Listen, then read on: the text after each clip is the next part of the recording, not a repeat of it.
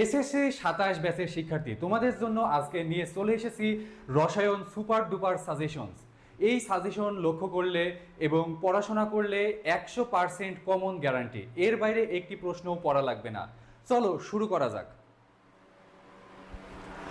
আমরা প্রথমে বিভিন্ন বছরে বিভিন্ন অধ্যায় থেকে আসা যদি বোর্ড প্রশ্নগুলো অ্যানালাইসিস করি, সেখানে দেখা যায় যে জীবাশ্ম ও জ্বালানি অর্থাৎ ১১ অধ্যায়, অর্থাৎ তোমাদের নিকট সবচেয়ে বেশি যেই চ্যাপ্টারটিতে ভয় লাগে সেটি হচ্ছে অর্গানিক কেমিস্ট্রি।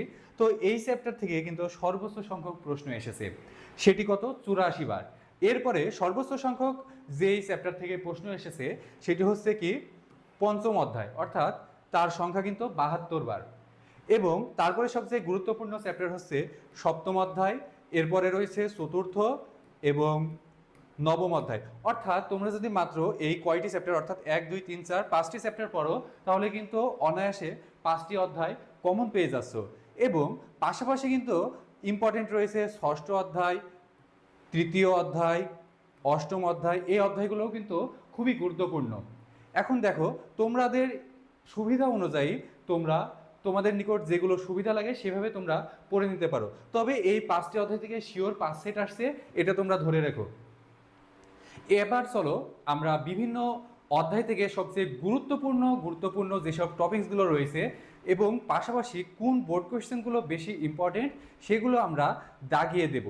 এবং তোমাদের জন্য আরও একটি সবচেয়ে বেশি সুখবর যে আজ থেকে যে প্রিটেস্ট কোর্স আমাদের চালু হচ্ছে, এখানে তো শুধু আমরা বোর্ড কোয়েশ্চেনগুলো দাগিয়ে দিচ্ছি, কিন্তু আমাদের ফ্রি প্রিটেস্ট কোর্সে সেখানে আমরা ক, খ, গ, ঘ প্রতিটা আলাদা আলাদা করে বলে দেব, পাশাপাশি সাজেশন পিডিএফ দিয়ে দেব এবং সাথে সেগুলোর ক্লাস অর্থাৎ আমরা অ্যান্সারও দিয়ে দেব ক্লাসের মাধ্যমে।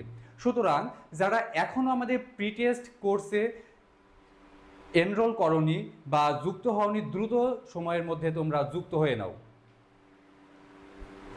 প্রথমেই আমরা দ্বিতীয় অধ্যায়ে যদি লক্ষ্য করি, সেখানে যেসব গুরুত্বপূর্ণ টপিকসগুলো রয়েছে তার মধ্যে প্রথমেই যে টপিকস থেকে প্রশ্ন আসে সেটি হচ্ছে তাপ প্রদানের গ্রাফ, অর্থাৎ কঠিন, তরল, বায়বীয় বিভিন্ন যে গ্রাফগুলো রয়েছে দ্বিতীয় অধ্যায়ে, সেগুলো কিন্তু ইম্পর্টেন্ট একটি টপিকস এই অধ্যায় থেকে প্রশ্ন আসার জন্য।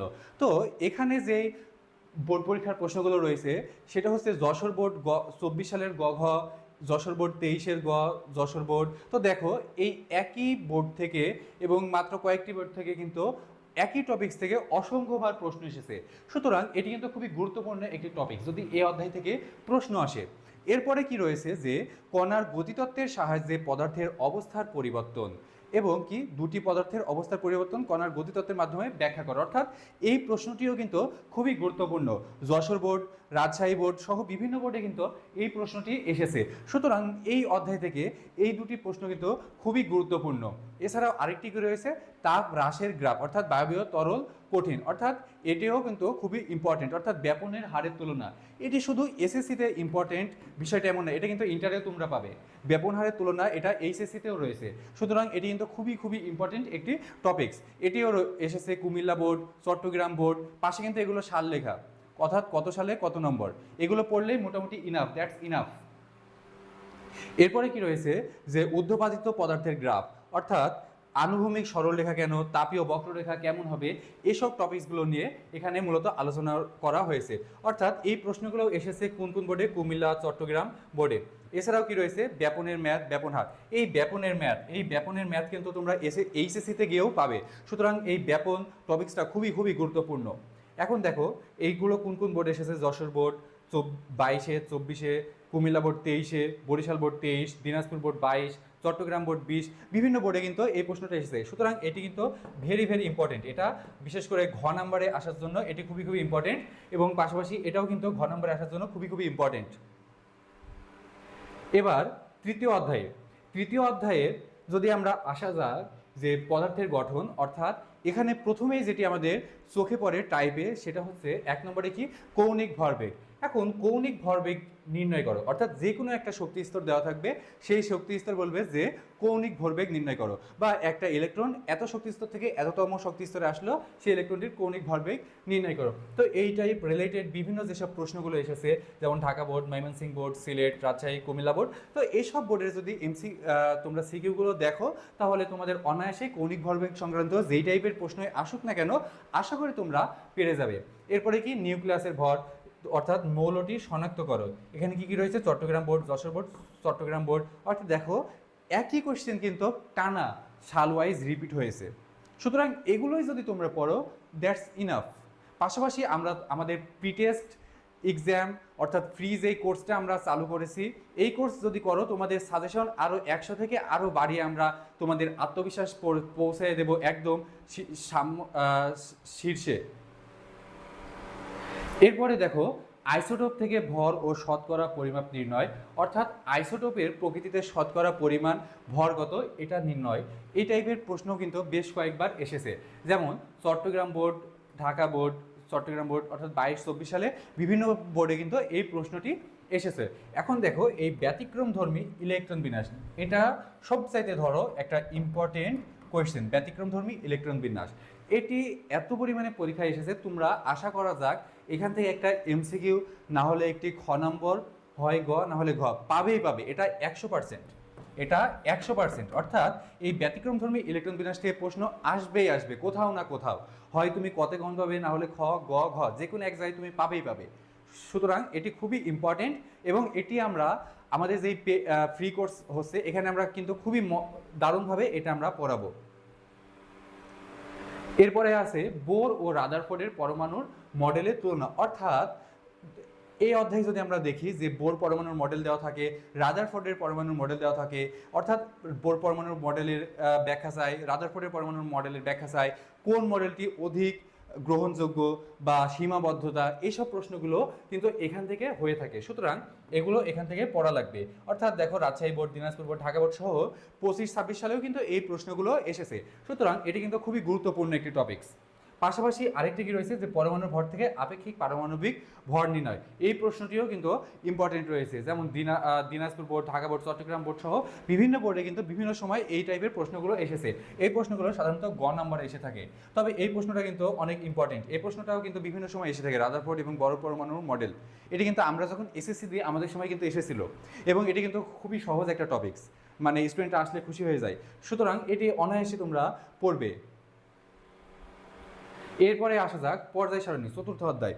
তো চতুর্থ অধ্যায়ে যদি আমরা আসি, প্রথমেই যেই টপিকসটি রয়েছে সেটি হচ্ছে ইলেকট্রন বিন্যাসের মাধ্যমে গ্রুপ ও পর্যায় নির্ণয় করো। অর্থাৎ ধরো সাপোজ ফ্লোরিন দিয়ে দিল, ফ্লোরিন এই মৌলটির ইলেকট্রন বিন্যাসের মাধ্যমে গ্রুপ এবং পর্যায় নির্ণয় করো। এখান থেকে এই প্রশ্ন কিন্তু প্রায় আসে, ফ্লোরিন বা যে কোনো একটা মৌল দিয়ে দিবে, দিয়ে বলবে যে এই মৌলটির পর্যায় সারণীতে অবস্থান নির্ণয় করো, বা দিয়ে দেবে যে ইলেকট্রন বিন্যাসী পর্যায় সারণীর মূল ভিত্তি ব্যাখ্যা করো। সুতরাং এই টাইপের প্রশ্ন কিন্তু very very important for your next exam. এরপরে কি রয়েছে, পরমাণুর আকার, অর্থাৎ দেখা যাচ্ছে কি 4-5টা পরপর পরমাণু দেখা যান, ফ্লোরিন, ক্লোরিন, ব্রোমিন, আয়োডিন, বা এইভাবে দেওয়া থাকবে, দেখা যাচ্ছে ফ্লোরিন, নিয়ন, সোডিয়াম, এইভাবে দেওয়া থাকবে। দেওয়া থাকার পরে বলবে যে এই পরমাণুগুলোর মধ্যে ব্যাসার্ধ বা আকার বা তড়িৎ ঋণাত্মকতা বা ইলেকট্রন আসক্তি ব্যাখ্যা করো ক্রমান্বয়ে। সুতরাং এটা কিন্তু খুবই খুবই ইম্পর্টেন্ট একটা টপিকস ঘ নম্বরে আসার জন্য, ভেরি ভেরি ইম্পর্টেন্ট। এটাও ইম্পর্টেন্ট, এটাও ইম্পর্টেন্ট, এটা কিন্তু খুবই বেশি এসেছে পরীক্ষায়। এটা 23, 24, 25, 26 প্রতিটা সালে এসেছে, এবং 27-এও কোনো না কোনো বোর্ডে আসবেই আসবে। এরপরে কি রয়েছে, যে আয়নীকরণ শক্তির ক্রম, অর্থাৎ ওই যে আগের যে এক্সাম্পলটা দিলাম, যেমন ফ্লোরিন, ক্লোরিন, ব্রোমিন, আয়োডিন, বা ফ্লোরিন, নিয়ন, সোডিয়াম, পটাশিয়াম, এইভাবে দেখা যাচ্ছে পরপর কিছু মৌল দেওয়া থাকলেও এই মৌলগুলোর মধ্যে বললো কি আয়নীকরণ শক্তির ক্রম বিশ্লেষণ করো, বা তারপরে কি দেওয়া থাকবে যে কোনটি ধাতব ধর্ম বেশি, বা দেওয়া থাকবে ইলেকট্রন আসক্তির তুলনা করো। সুতরাং একই রিলেটেড প্রশ্ন, তোমরা যদি এগুলো পড়ো তাহলে সবগুলোই যেভাবেই দিক না কেন তোমরা পেয়ে যাবে। অর্থাৎ দেখো এই প্রশ্নগুলো রাজশাহী বোর্ড, দিনাজপুর বোর্ড, চট্টগ্রাম, ময়মনসিংহ, চট্টগ্রাম বিভিন্ন বোর্ডে পরপর এসেছে, এবং প্রতি বছর কিন্তু এই প্রশ্নগুলো রিপিট হয়। সুতরাং এই প্রশ্নগুলো পড়লে দ্যাটস ইনাফ। এরপরে আরেকটা কি রয়েছে, যে এই যে পারমাণবিক আকারের ক্রম, অর্থাৎ সেম সেম টপিকসে এখানে আবার বলা হয়েছে। এবার আসা যাক রাসায়নিক বন্ধন। তবে এখানে আরও একটা টপিকস রয়েছে যে বিভিন্ন সময় দেখা যায় আসা যায় যে বিক্রিয়া সহসায়, তবে এটা আমরা এখানে উল্লেখ না থাকলেও আমরা প্রি টেস্টের যে ক্লাস সেখানে আমরা কোয়েশ্চেন সহ সেখানে আমরা অ্যান্সার তোমাদেরকে বুঝিয়ে দেব অত্যন্ত সুন্দরভাবে। এবার পঞ্চম অধ্যায় রাসায়নিক বন্ধন। রাসায়নিক বন্ধনে সবচেয়ে গুরুত্বপূর্ণ প্রথমেই যে টপিকসটি সেটি হচ্ছে পরিবর্তনশীল যোজনী। অর্থাৎ এই প্রশ্নটি কিন্তু খ নম্বরেও আসে, যে দেখা যাচ্ছে একটি মৌল দিয়ে দিল, সাপোজ ধরো ফসফরাস বা সালফার বা কার্বন। যেমন সালফার 2 চার্জ হয়, বিভিন্ন ধরনের যোজনী প্রদর্শন করে, ফসফরাস 3 5, কার্বন 2 4। অর্থাৎ এরা পরিবর্তনশীল যোজনী প্রদর্শন করে কেন, ব্যাখ্যা করো। এই রিলেটেড প্রশ্ন খ নম্বরে আসে। পাশাপাশি গ ঘ সবসময় কিন্তু এই রিলেটেড প্রশ্ন এসে থাকে। অর্থাৎ এছাড়াও কি আসে যে দুটি ভিন্ন যৌগের মধ্যে একটি অষ্টক নিয়ম মানলে অপরটি মানে না কেন, এই টাইপের প্রশ্ন কিন্তু খুবই খুবই ইম্পর্টেন্ট। অর্থাৎ এই টাইপের প্রশ্নগুলো তোমরা কোথায় পাবে, Rajshahi board, Chittagong board, Jessore board, অর্থাৎ 22 সালের 24 সালের ঘতে 24 সাল এই প্রশ্নগুলো কিন্তু তোমরা পেয়ে যাবে যদি তোমরা টেস্ট পেপার বা সাপ্লিমেন্ট বা গাইড খুঁজে দেখো। পাশাপাশি তারপরে কি রয়েছে যে আয়নিক বন্ধন। অর্থাৎ আয়নিক বন্ধন অর্থাৎ আয়নিক যৌগের বন্ধন গঠন ব্যাখ্যা করো। পানিতে দ্রবণীয়, এই যে পানিতে দ্রবীভূত হবে কিনা এই প্রশ্নটি মানে এত পরিমাণে এসেছে, এবং তোমাদের এসএসসি 27 এই প্রশ্নটি আসার সম্ভাবনা খুবই খুবই বেশি, যে পানিতে দ্রবণীয় হবে কি না বা পোলার দ্রবণ কি না। সুতরাং এই এই প্রশ্নটা কিন্তু খুবই খুবই ইম্পর্টেন্ট, এটা তোমরা ভালো করে দাগিয়ে রাখো, এই প্রশ্নটা খুবই খুবই ইম্পর্টেন্ট। এরপরে রয়েছে কি অষ্টক নিয়ম, সম্প্রসারণ, সংকোচন, দুইয়ের নিয়ম। এখান থেকে কিন্তু সাধারণত গ ঘ দুই ধরনের প্রশ্ন এসে থাকে। সুতরাং এগুলো যদি তোমরা পড়ো তাহলে দ্যাটস ইনাফ। এরপরে এই যে কিছুক্ষণ আগে যেটা বললাম যে পোলারিটি, এটা কিন্তু খুবই খুবই ইম্পর্টেন্ট, যে কোন দ্রাবকে যৌগের প্রান্তে দ্রবণীয় হবে কি না, বা দেখা যাচ্ছে দুইটা মৌল দেয় এটি দ্রবণীয় হলেও অপরটি পোলার দ্রাবক নয় কেন, অর্থাৎ এটি পোলার দ্রাবক হলেও অপরটি পোলার দ্রাবক নয় কেন, ব্যাখ্যা করো। এই রিলেটেড প্রশ্ন কিন্তু খুবই এসে থাকে পরীক্ষায়, এবং আমরা এগুলো আজ থেকেই সমাধান করিয়ে দেবো তোমাদেরকে। অর্থাৎ এখানে দেখো যশোর বোর্ড, সিলেট, দিনাজপুর, ময়মনসিংহ, চট্টগ্রাম বিভিন্ন বোর্ডে বিভিন্ন সময় এই প্রশ্নগুলো এসেছে। এরপরে কি আয়নিক ও সমযোজী যৌগের বৈশিষ্ট্য। বৈশিষ্ট্য থেকেও কিন্তু বিভিন্ন সময় বিভিন্ন ধরনের প্রশ্ন আসে। তারপরে কি দ্রবীভূত হবার কৌশল, এগুলো থেকে কিন্তু বিভিন্ন সময় তোমরা বোর্ডগুলো দেখে রাখো, এগুলো দাগিয়ে নিয়ে পড়বা, তাহলে তোমাদের হয়ে যাবে একদম প্রি টেস্টের একদম সম্পূর্ণ প্রস্তুতি। অর্থাৎ টপিকস ওয়াইজ কিন্তু আমরা এখানে দারুণভাবে দিয়ে দিচ্ছি। এবার আসা যাক ষষ্ঠ অধ্যায় মৌলের ধারণা ও রাসায়নিক গণনা। তো প্রথমে যেটা এখানে রয়েছে সবচেয়ে গুরুত্বপূর্ণ একটি টপিকস, সেটি হচ্ছে কি লিমিটিং বিক্রিয়ক বা মিশ্রণের প্রকৃতি। অর্থাৎ এখানে দ্রবণের লিমিটিং বিক্রিয়া কোনটি হবে বা কোনটি লিমিটিং বিক্রিয়ক হবে, এই রিলেটেড প্রশ্ন কিন্তু প্রায় আসা যায়। শুধু এখানে না, এইগুলো এই টাইপের প্রশ্ন কিন্তু এইচএসসিতেও তোমরা কমন পাবে। সুতরাং এই যে এখানে যে বোর্ডগুলো এসেছে এগুলো তোমরা ভালো করে মনোযোগ সহকারে পড়বে, এবং এটি কিন্তু মোটামুটি একটি সহজ চ্যাপ্টার, তোমরা সহজেই পেরে যাবে। এবং তারপরে এই যে উৎপাদ তৈরির পরিমাণ, শতকরা পরিমাণ, এবং এই চ্যাপ্টারের ম্যাথও কিন্তু খুবই মজার ম্যাথ। সুতরাং এই লিমিটিংয়ের ম্যাথ খুবই খুবই মজার ম্যাথ, এবং এই চ্যাপ্টার কিন্তু তোমরা পছন্দ করো, বিশেষ করে আমি অনেক পছন্দ করতাম পার্সোনালি এই চ্যাপ্টারে ম্যাথ বলে। ম্যাথ দ্রুত হয়ে যায়, কোনো মার্কস কাটা যায় না। সুতরাং এই চ্যাপ্টার যেগুলো আমরা দাগিয়ে দিচ্ছি এগুলো করবে, এগুলোই ইনাফ, আর এক্সট্রা কিছু করা লাগবে না এর বাইরে। এরপরে কি রয়েছে আণবিক সংকেত, স্থূল সংকেত, এটা কিন্তু দিবে পরীক্ষায়। যদি এই চ্যাপ্টার থেকে কোনো টপিকস একটা এসে থাকে তাহলে এটা ধরে নাও আণবিক সংকেত বা স্থূল সংকেত, এখান থেকে আসবে প্রশ্ন। সুতরাং এইখানে এই প্রশ্নগুলো খুবই খুবই ইম্পর্টেন্ট, এই বোর্ডগুলো তোমরা পড়ে ফেলবে। এরপরে কি মোলারিটি, এই মোলারিটি ডেফিনেশন অর্থাৎ ক নাম্বারের জন্যও কিন্তু খুবই ইম্পর্টেন্ট, যে মোলারিটি কাকে বলে, তারপরে মোলারিটি কি ব্যাখ্যা করো। খ নাম্বারে ইম্পর্টেন্ট, গতেও ইম্পর্টেন্ট, ঘরতেও ইম্পর্টেন্ট। সুতরাং এটাও কিন্তু খুবই ইম্পর্টেন্ট একটা প্রশ্ন। দেখো টানা পর এসেছে এই প্রশ্নগুলো, পরপর চলে এসেছে। এরপরে কি শতকরা সংযুক্তি রয়েছে। শতকরা সংযুক্তি অর্থাৎ এই প্রশ্নটা কিন্তু গতে আসে, এই প্রশ্নগুলো কিন্তু গতে আসে, আর ঘতে দেখা যাচ্ছে আসে এই যে এই রিলেটেড প্রশ্নগুলো, স্থূল সংকেত বা আণবিক সংকেত বা লিমিটিং বিক্রিয়ক থেকে ঘ নম্বরে প্রশ্ন আসে। তারপরে এই যে মোল, পরমাণু বা আয়তন পরিমাণ নির্ণয়, এই প্রশ্নগুলোও কিন্তু important. Jessore board, Dhaka board, Jessore board, দেখো ক্রমান্বয়ে এক সাল বাদ দিয়ে আরেক সালে চলে এসেছে। অর্থাৎ তোমরা যদি এক বছর বাদ দিয়ে আগের বছরের প্রশ্ন তোমরা পড়ে যাও, তাও তোমরা 70% কম পেয়ে যাবে, আর এইগুলো যদি পড়ে যাও তাহলে তো 100%, তোমাদের আর কিছুই লাগবে না এর বাইরে। তো আশা করি তোমরা যতগুলো বললাম এগুলো যদি তোমরা পড়ো 100% কমন। এর পরবর্তী যেই বাকি চ্যাপ্টারগুলো রয়েছে এর পরবর্তী ভিডিওতে তোমরা বাকি চ্যাপ্টারগুলোর সাজেশন পেয়ে। এসএসসি 27 আবারও তোমাদের মধ্যে চলে এসেছি রসায়নের বাকি অধ্যায়গুলোর সুপার ডুপার সাজেশন নিয়ে। তার আগে একটি কথা, যারা এখনো আমাদের ফ্রি প্রিটেস্ট এক্সাম প্রস্তুতি ব্যাচে তোমরা এনরোল করনি, দ্রুত সময়ের মধ্যে তোমরা আমাদের গ্রুপে যুক্ত হয়ে যাও, পাশাপাশি বন্ধুদেরকে শেয়ার করো। কারণ আমরা এই প্রিটেস্ট এক্সাম প্রস্তুতি করছে এমনভাবে, আমরা বিশেষ করে রসায়নে সহ প্রতিটা সাবজেক্টে এমনভাবে আমরা মাস্টার সেট সৃজনশীল তৈরি করেছি, যেখানে একটি বা দুটি মাত্র সৃজনশীল পড়লে একটি অধ্যায়ের যাবতীয় যত টপিকস রয়েছে সবগুলো টপিকস কভার হয়ে যাবে। এবং আমরা সেভাবে আজ থেকে ক্লাস নিব, পাশাপাশি সলিউশন করিয়ে দেব, উত্তর তোমাদেরকে বুঝিয়ে দেব সুন্দরভাবে। সুতরাং যারা এখনও আমাদের পেজটি ফলো করনি এবং আমাদের প্রিটেস্ট টের জন্য যে গ্রুপ খোলা হয়েছে সেখানে তোমরা যুক্ত হওনি, দ্রুত সময়ের মধ্যে যুক্ত হও এবং বন্ধুদেরকে জানিয়ে দাও। তো চলো শুরু করা যাক। সবচেয়ে সপ্তম অধ্যায়ে যে গুরুত্বপূর্ণ টপিকসগুলো রয়েছে, প্রথমে সেটি হচ্ছে জারণ মান নির্ণয়। এই জারণ মান নির্ণয় কিন্তু খ নম্বরেও খুবই আসে। খ নম্বরের জন্য কিন্তু এই জারণ মান নির্ণয় খুবই গুরুত্বপূর্ণ। যে কোনো একটা মৌলক দিয়ে দিবে, দিয়ে বলবে যে অমুক মৌলটির জারণ মান নির্ণয় করো। শুধু খ নয়, এটি কিন্তু গ নম্বরেও আসে, পাশাপাশি এমসিকিউ এর জন্য কিন্তু এটি খুবই গুরুত্বপূর্ণ একটি টপিকস। এরপরে কি জারণ বিজারণ বিক্রিয়া, এটি আসবেই আসবে। গ নম্বরে যদি একটি প্রশ্ন এসে থাকে তাহলে এটি জারণ বিজারণ বিক্রিয়া খুবই খুবই ইম্পর্টেন্ট একটি টপিকস। তো বিভিন্ন বোর্ডে এসেছে, যেমন যশোর বোর্ড, সিলেট, দেখো সিলেট বোর্ড 23-এও এসেছে বা 24-এও এসেছে।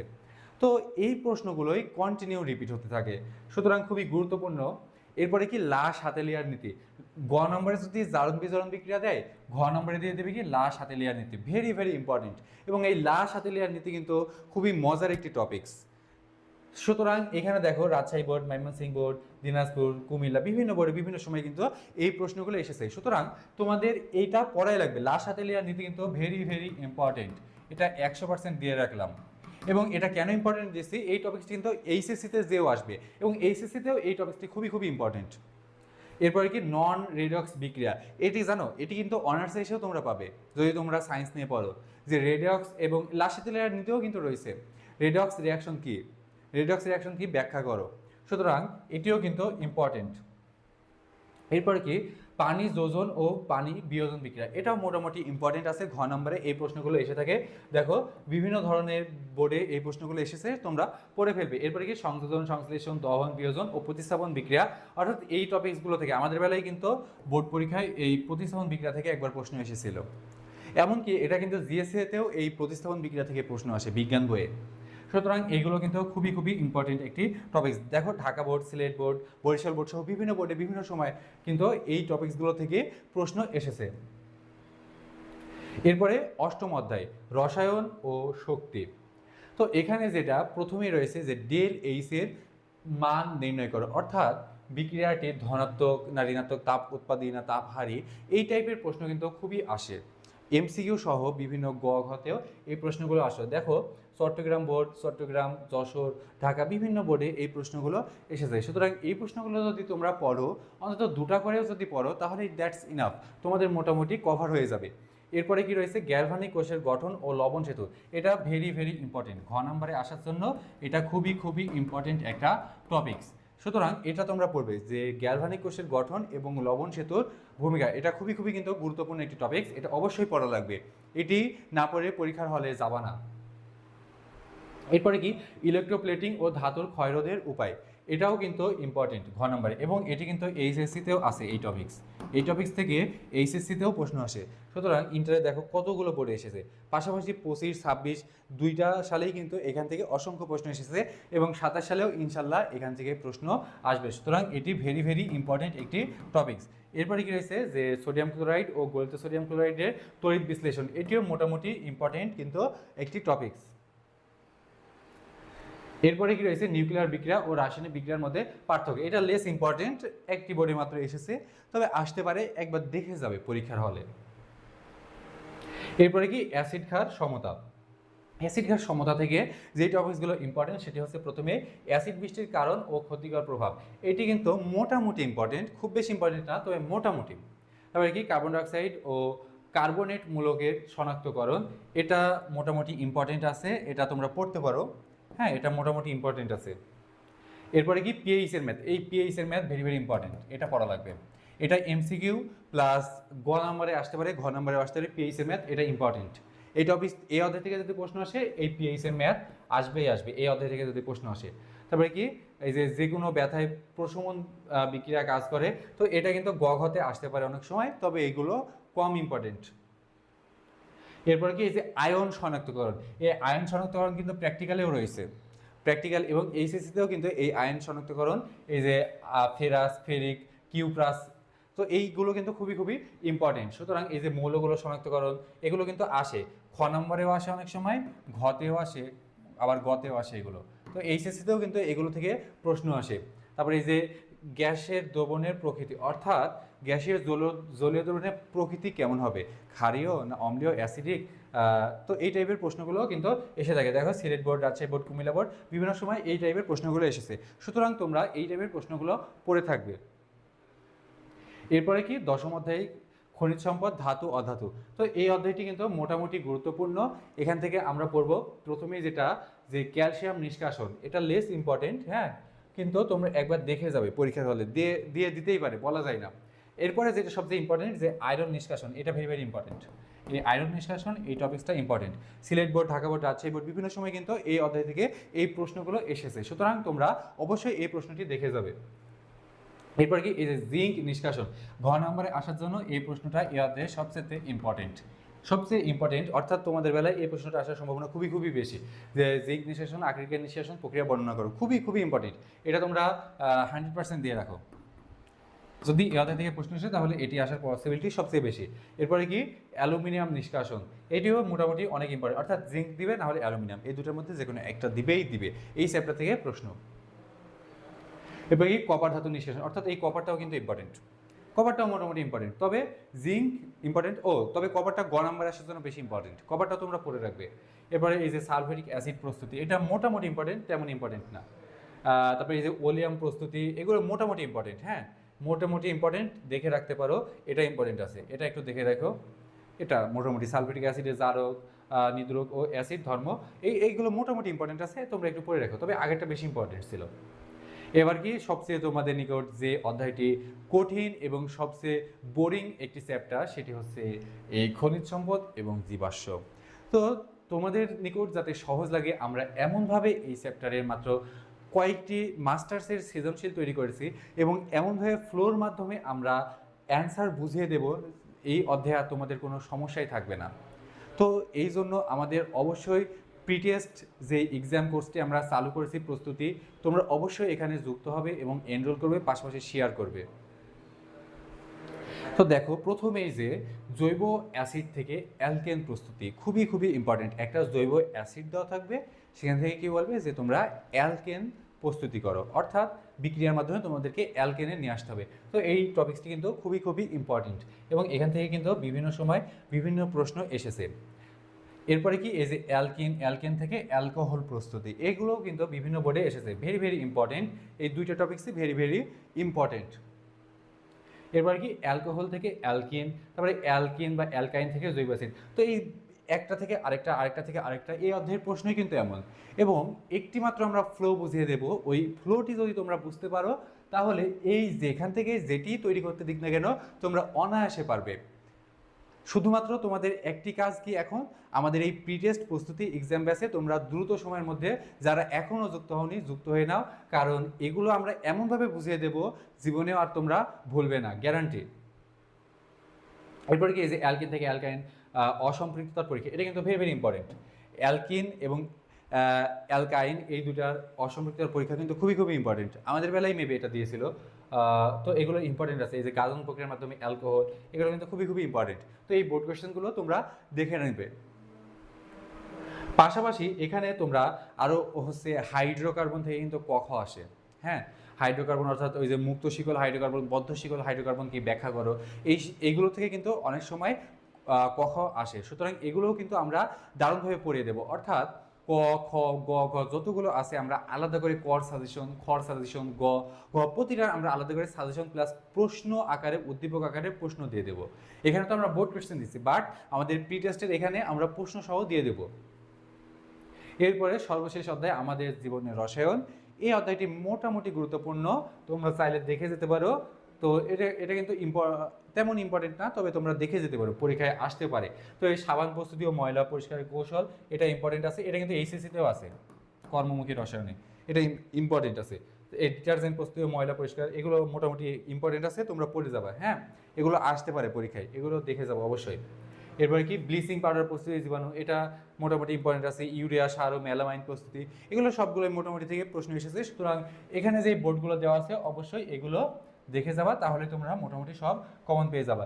তো এই ছিল তোমাদের রসায়ন সুপার ডুপার সাজেশন, একদম গোছানো কোন বোর্ড কোয়েশ্চেনগুলো পড়া লাগবে সব কিন্তু তোমাদের পড়া লাগবে না, আমরা যেগুলো দিয়েছি এগুলো পড়বে, এগুলোই তোমাদের পরীক্ষা, শুধু প্রি টেস্ট নয়, টেস্ট পাশাপাশি বোর্ড এক্সাম সবগুলোর জন্য এই প্রশ্নগুলোই ইনাফ। এগুলো পড়লে আর একটিও এর বাইরে পড়া লাগবে না। ধন্যবাদ সবাইকে।